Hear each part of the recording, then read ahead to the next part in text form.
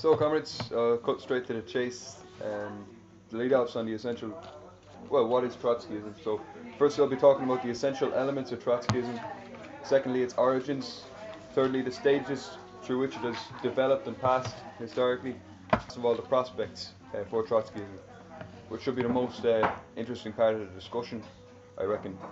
First of all, I'll be talking about the key elements of Trotskyism. And first and foremost is the critique and analysis of Stalinism, which clearly separates Trotskyism from other tendencies in the workers' movement, in that it stands unabashedly for the October Revolution, but against the tradition of Stalinism. Stalinism was not an inevitable outgrowth of Bolshevism. It was not socialism. It was not an accident or a mistake. It was definitely not a price worth paying for the gains of Stalinism. It wasn't that Stalin was a sort of a snake in the Garden of Eden who's fooled everyone and spoiled everything for everyone. Trotsky in Revolution Betrayed and other writings a social explanation and analysis that backward and underdeveloped Russia, in the absence of international revolution, fell essentially to inside elements, its own backwardness, its own isolation, its own poverty, and a chaos caused by 10 years of war. Key to this was an understanding of what bureaucracy is. Bureaucracy is not just unpleasant practices, it's a form of rule when there is inequality inherent in a country, inequalities of power and wealth.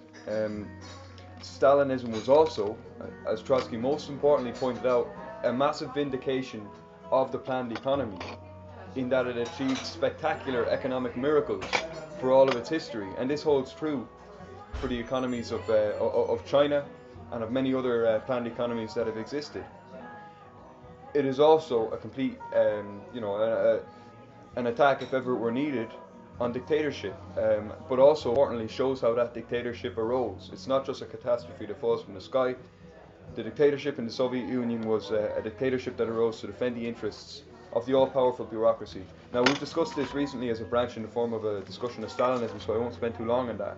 The second key element of Trotskyism is the revolutionary tradition of Bolshevism and of October itself. And again, we see this clear reference point for Trotskyism, for October against Stalinism. And if you read Trotsky's History of the Russian Revolution, this great event that was derided and demonized for many years by so many apparently so wise people, the history of the Russian Revolution explores the dialectics of mass movements. How, for instance, a depressingly stable situation where 2 million people have just died in a horrific war, the people are depressed, and nothing seems to be happening, how this can turn into something with explosive potential.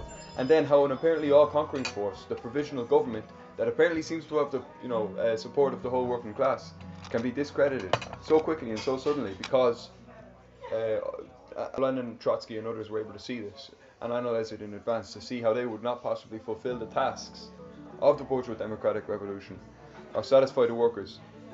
Stalinism, on the other hand, does not carry this tradition, the tradition of the victorious Bolshevik party. It is essentially polluted. It is not a guide for revolutionaries. It is Marxism distorted to serve bureaucratic interests. It's the most well-known form of Marxism, unfortunately. But when you actually come at it from a Marxist perspective, it throws up enormously weird curveballs every time. For instance, its grim tradition of class collaborationism from China in the 20s to Indonesia in the 60s, invariably leading to horrific massacres, to the sellout of mass movements, which has been another disaster. Even today, if you look at the Communist Party in Ireland, it still bears this intellectual legacy, even though Stalinism is history. Chasing bourgeois democratic tasks, which are practically already obsolete in ways. What characterizes the Stalinists is a worship of accomplished facts. If you look at the Stalinist program today, if you look at the activities of Stalinists in Ireland, for instance, they place this massive emphasis on solidarity with Cuba, solidarity with Venezuela. And essentially what this is defending something that exists which is close to what they want, without being able to actually defend the imminent possibilities in Irish society, in other countries, which point towards creating socialism and establishing socialism. They choose imperfect and very, very problematic examples that exist over the possibilities that exist in the world. Trotskyism, by contrast, as was Bolshevism and Leninism, is the ability to see the imminent and inherent possibilities in the situation, to see how the accomplished facts can be dust tomorrow, and how things that don't exist can come into existence because there's a pressing, crying need for them. And this is a dialectical understanding of the world. And in whatever country and in whatever year we are, the task of Marxists is to understand the nature of the situation and what the tasks of Marxists are in that situation. For instance, give a quick example: the tactic of entryism that was pursued in a certain period, when there was mass social democratic parties, gave way to the tactic of independent work and pursuing a new mass workers' party. And perhaps new situations or a new analysis can open the way for a new turn for our tendency in the future. Thirdly, most important aspect of Trotskyism is the theory of the permanent revolution, which I've already touched on. Now, this theory is presented literally in the Leaving Cert history book. For instance, when I first came across this idea, as that Trotsky was just in favor of all revolutions, all the time. Let's keep on having revolutions, which seems to be what the phrase says. When in fact we know what it means. It's Marxism is about the development of societies and economies over time, how modes of production succeed one another, how new modes of production grow within the womb of old ones. The transfer from feudalism to capitalism being Marx's major inspiration for writing about the transfer in the future from capitalism to socialism. And as we know, Russia was a backward country, and on this basis, Trotsky predicted that what could be, what was a possibility was that there would not be a simple dogmatic stage of capitalism which Russia would pass through before coming to socialism, that the bourgeois class in Russia were too weak because they'd grown up under the shadow of international capital, were too weak to carry forward the revolution, to consolidate it on their own basis. It would fall to the working class, and that class would carry it forward. Lenin also had thoughts tending in this direction, the democratic dictatorship of the proletariat and peasantry. It was not as clear cut. It was very algebraic compared to Trotsky's understanding of the situation.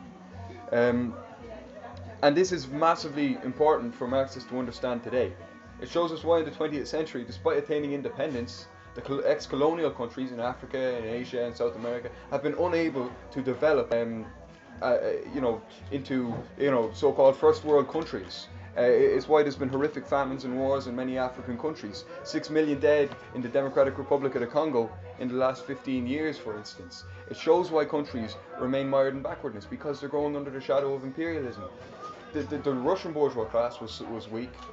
Imagine the Rwandan bourgeois class, the Zimbabwean bourgeoisie, are massively different. And this just shows how so many countries, just in order to survive, have had to adopt massively statist policies, or outright the great leap forwards for China and for Eastern Europe, for instance, was adopting actual full-on planned economies, without which those countries simply couldn't progress forward.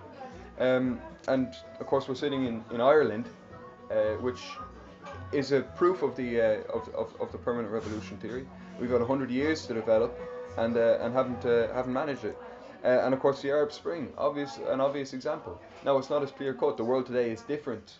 There isn't the same clear cut difference between the backward countries and the advanced capitalist countries, because many countries have had revolutionary movements which have managed to bring forward their economies. They have had sort of bourgeois statist governments that have tamed capital and used it for their own ends and developed the economy somewhat. But all of this proves that, for instance, the Arab Spring, overthrowing a dictatorship is not as simple as just overthrowing the dictatorship. Dictatorship arises in a country for reasons that have to do with the economy and society, very deep-seated. And as in Russia in 1917, the task is not to support the bourgeoisie and overthrow the